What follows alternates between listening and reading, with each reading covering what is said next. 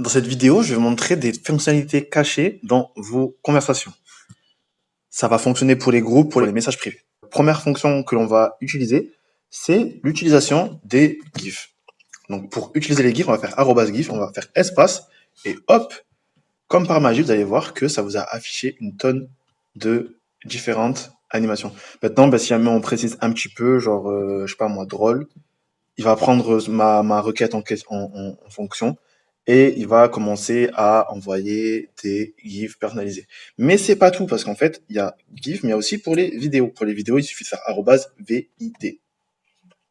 Et là, il va chercher sur YouTube. Donc, par exemple, si jamais j'écris, je sais pas moi, Michou, c'est un YouTuber, hop, il me sort les dernières vidéos de ce YouTuber, comme si c'était la fonction recherche. Donc, il va faire comme si c'était la fonction recherche. Autrement dit, là, il va mettre à la fois des vidéos de Michou, mais à la fois des vidéos d'un mec qui ressemble à ce que Michou fait. Enfin bref, vous avez compris un petit peu le concept avec VID.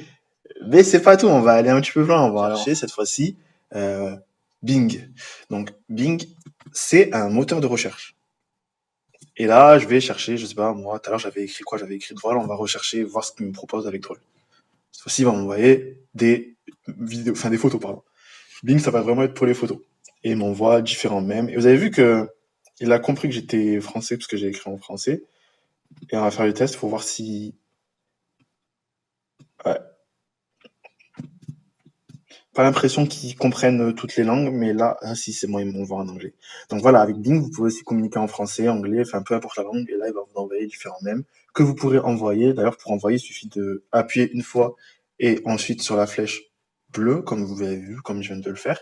Mais après, on va finir avec un petit dernier. Le petit dernier, c'est Wiki. Alors, il y en a plein. Il y en a vraiment plein. Si vous voulez, je peux vous faire une autre vidéo avec d'autres bots de ce style. Mais là, on va utiliser Wikipédia. Par exemple, Wikipédia est un sujet qui m'intéresse beaucoup. C'est pas moi. Qu'est-ce que c'est qu'un influenceur? Qu'est-ce que Wikipédia sait à propos des influenceurs?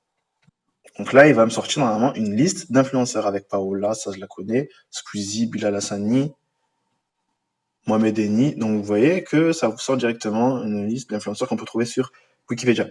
Et normalement, si je clique dessus, ça va me mettre sa page Wikipédia. Donc là, ça a envoyé un lien vers la page Wikipédia. Et si vous regardez bien ce lien, vous voyez qu'il y a écrit au tout début en.wikipedia. Ça veut dire qu'en fait, ce bot-là, la wiki, il fonctionne en anglais. Et puis voilà, c'était tout pour cette vidéo. J'espère que vous avez appris plein de nouvelles choses.